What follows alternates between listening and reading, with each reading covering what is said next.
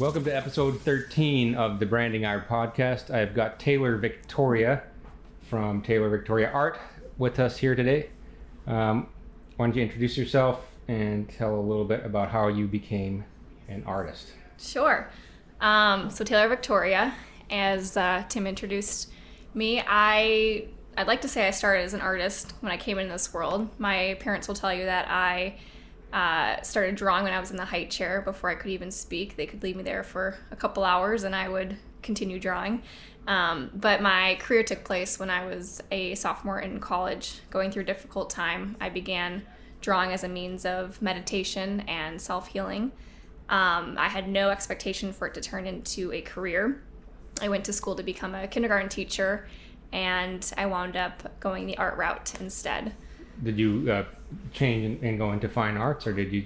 I did not. No, I got my education, so I have a degree in early ed. I could be a kindergarten teacher or a teacher if I'd like to be, but I went through with my business and did that my last 2 years of college while still getting my education. Cool. And so let's see. So you grew up. We were talking earlier in just outside of Chicago. Right. Yep. And when did you move to Arizona? I moved to Arizona in 2012. So I attended Grand Canyon University. Okay. And I've been here ever since. I did go to California for about 7 months after I graduated, but I missed the desert. So for fun, or here I am. Were you gonna try and live there, or? No, well, I did an apprenticeship there. Okay. So I had plans of becoming a tattoo artist, and I learned under a mentor who specializes in different tribal and cultural designs. Okay. Because a lot of what I do are, I do mandalas as a focus of mine. I do a lot of other things as well, but I started drawing these symbolisms that I had no clue what they were, and so I had other artists telling me that it would be great for me to go and apprentice under someone who could start to educate me on what I was drawing. So you apprenticed. Did you do some tattoos? I did a few tattoos, yes, Right which on. was really fun. Mm-hmm. I loved permanent tattooing, and in order Is to that one of your? I have. Did We got you some tattoo- show Is here. that yours? Did you- I drew this, and then my mentor had tattooed okay, it on 'cause me. you can't do it with your left hand, right? Correct, So- and I keep the left hand open because I am a henna artist as well. So I usually will henna this side of my hand when I'm doing that. So what is the symbolism on the one you have there now? The one I have right now it's just a Mendi design, which are different designs from India, and this is nothing specific. It's more of just the overall appearance of what they have. But I have a question I'm going to start asking people now, just to kind of get a good. It's how I read people. It's to do with music, because I have a bit of a music background. I ask people, so, like, do you play an instrument? Do you go to shows? I love going to concerts. What kind of music do you like? Reggae, man. Okay, so you like reggae, all right? Like a lot of different reggae? So when I was in college, I was a big time concert goer, and that would include J Boog, Soja, Michael Franti, Trevor Hall, Nako, who else? So I love those for going to concerts. Mm-hmm. If I'm in my car driving with the windows down, though, it's country music. Okay, interesting. Yeah. Depends on where I'm at, what I'm doing. There's a pretty cool Willie Nelson album called Countryman. It's all country, or it's all reggae. Really? Yeah, I'll have to give that to you. It's a hybrid of country and reggae. Okay, I've not heard of it, so Yeah, that'd be fun. he covers some Jimmy Cliff and stuff like that. Okay. It's pretty cool. Awesome. So I'm not that familiar with reggae, but I do appreciate it. So but that's what I do. I just ask people, and they're like, oh, if it's classic rock, you're like kind of get an idea. Not that you prejudge, but you kind of understand where people are coming from. If it's like, straight metal, then it's like a different sort of vibe, right? Not quite my vibe. And I do like how can we tell? I'm a yogi, so I also like some of the more relaxing Do you like music to listen too. to music to relax? I do, yeah. Because you're high strung a little bit. No. I'm the most laid back perfectionist you'll ever meet. Okay. So there's some things where I'm totally go with the flow and non-attached, and then when it comes to organizing and scheduling and being on time and all of those things, I'm a little bit high strung with those. Right, so your reggae will help you relax. Yes, right exactly. On, right on. Cool. Now, I attended the opening that you had. Yes, There's some thank you so really- much for coming. Oh, Really you're appreciate welcome. that. That was fun. The inspiration behind the bigger the paintings. Do you have any sort of insight on that? Yes. Uh-huh. So as you saw, I had a mixture of portraits with mandala style artwork. And I have another show coming up in January at the Kimpton Palomar Hotel. And so I'm planning on by then having even more portraits, but I did all women. And for me, that the intention behind that is depicting women of different cultures, ethnicities, and backgrounds, and showing our connectedness and our empowerment when we come together and celebrate our differences. So I had Frida Kahlo there. I had a very massive woman from India, and which I love that culture. I love learning about the clothing that they wear and the symbolism behind it, and what the colors mean. And so she was a very fun one to I like paint. the Frida one. That was really Yeah. cool. The gold background was really eye catching. Thank you. I like that. She's one of my all-time favorite artists and inspirations. So that was a fun one as well for me to paint. She makes some interesting, mostly portraits, right? Yes. Yeah. So I don't recall if there's anything else other than that, but. Mostly her portraits. I know I saw her exhibit at the Heard Museum a few years ago, and she had some pieces there that I had never seen before, which was really cool to see. Now, also, you're a solo world traveler. So explain a little bit about that. Sorry, Mom and Dad. Yeah, I love to travel. For me, that's a huge part of feeding my spirituality and my creativity. I started that in college. I grew up in the Midwest and very thankful to have been raised there, but the whole world opens up then when you go off on your own. And coming out to Arizona, I realized I could get in the car and go to California in a few hours, go down to Mexico. Did your parents move out here as No, well? they're still in the same house I was born and raised in. And are you like... They would get a Come on, call, guys, come out or they'd here. call me and ask where am I, or they'd see on Facebook that I was in California and I'd go out for some concert with and no not plans. at college, you mean? What's that? And not at college. You know, Yeah. What are you doing? I got my A's. You're supposed to be studying. You're like, ooh, just unfollow. Stop following me. Yeah, exactly. And then, so after I graduated, my happy birthday graduation to myself was I flew to Hawaii for 2 weeks, and I stayed with some friends that I'd met 2 years prior, cliff jumping in Sedona, and that was a great experience. You were surfing? And I went surfing, Yeah. Isn't that hard? sliced my toe open in the ocean, so Ouch. didn't last very long. But It's the hardest thing I've ever done. It's like yeah, completely futile almost.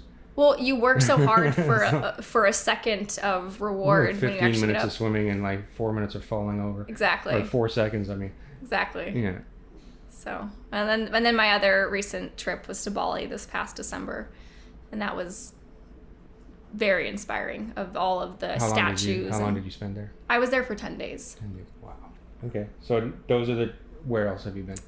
Those are by myself, and then I've been to London 3 times, Ireland twice, been to Italy, and those are for different reasons, whether I was with family or for art shows and things like that. So you got quite a few places so far in a short period of time. That's pretty cool. My little life. Yeah.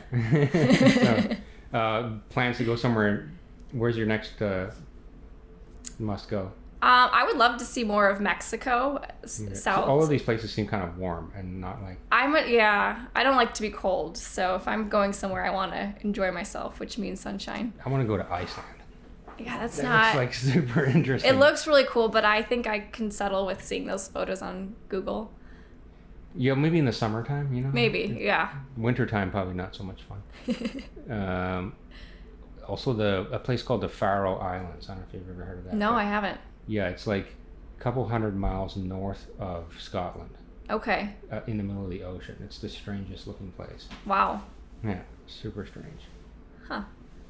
I think Greece would be my next Oh yeah, big trip would be more, fun. Yeah, it's subtropical kind of, or not Yeah. but it's. My dad recently went there in the summer, and so all of those islands and stuff look really. They look gorgeous. Look really nice. Yeah. Yeah.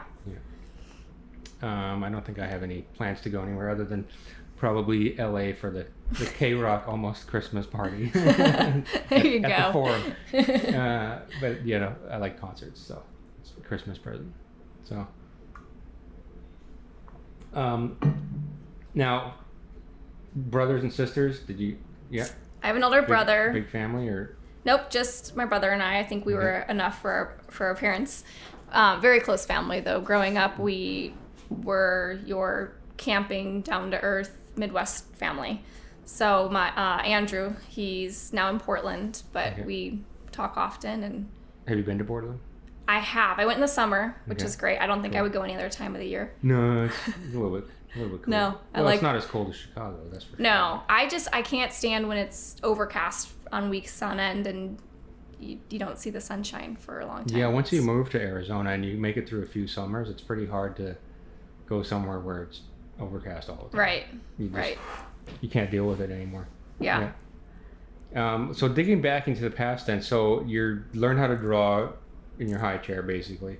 I did. And then did you continue, like, or did you just kept going and then? I've always been artistic. I feel like I struggled in school a little bit because of it.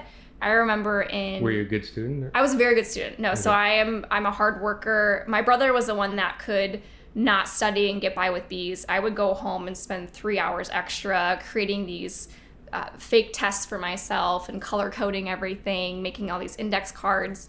So I cared about my grades, even though my stories on college make it seem that I don't. I really do. But I would take all my colored markers and crayons, and while the teacher was talking, I would make movements on the page and would be drawing. Nothing specific, but would draw. And afterwards, I could remember what the teacher was saying based upon the color I was using and the way my hand was moving when they were saying what they were saying. So it looked like a jumbled mess, but to me, it made sense. Yeah. And then I was pulled aside that I had to take regular notes, which meant, just writing them out because they thought I wasn't paying attention, which then made me have to go home and work that much harder to then rework it in my own learning style. So, but you do like kind of a collage of like a representation of what they were talking about? Yeah, or even so when I draw, people ask how I get my mandalas so symmetrical.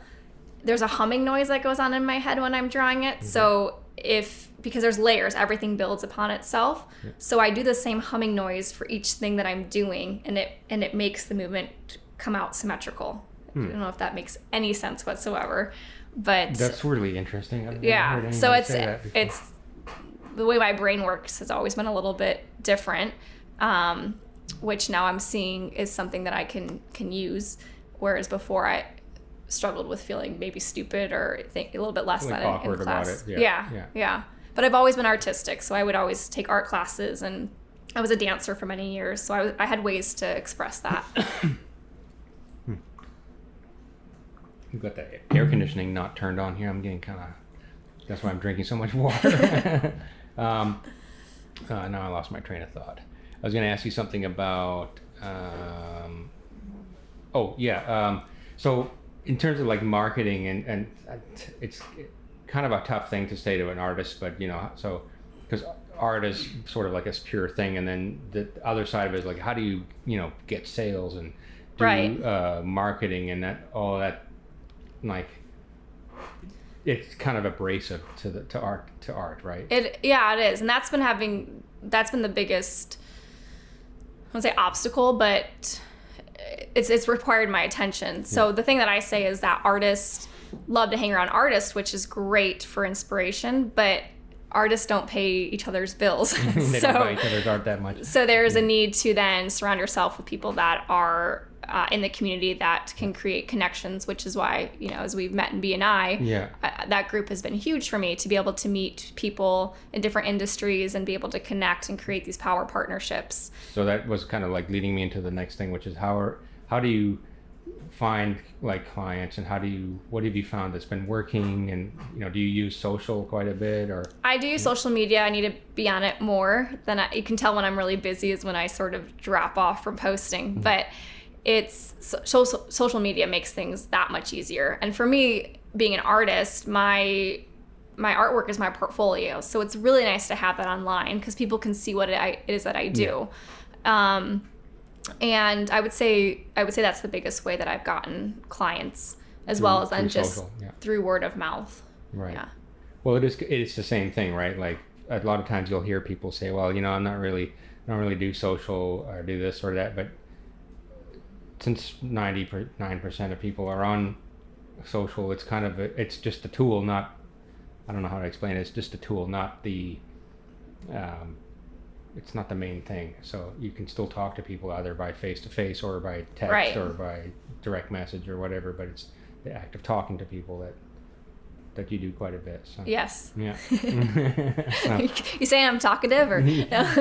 networking, Yes, like yeah. get out there and, because there's so many people that could have been, not that they're doing art to be famous or to do whatever, but especially in the musical world, and these days it's so nice now that people can go direct. They don't have to deal with trying to find a record label. There's no Right. gatekeeper. You just, hey, I wrote this song, I'm putting it out there. Even like Justin Bieber's the biggest example of that, right? I'm just Yeah, gonna sing no, on totally. YouTube and look what happened, right? Exactly. Yeah. So, And I try to do, when I create a piece, I love to do time-lapse videos, and it helps people make the yeah. connection that I'm the artist, because we see so much, we're bombarded with images all day long, and that's because of social media. So to try and set myself apart a little bit in how I present the artwork, I think is key as well.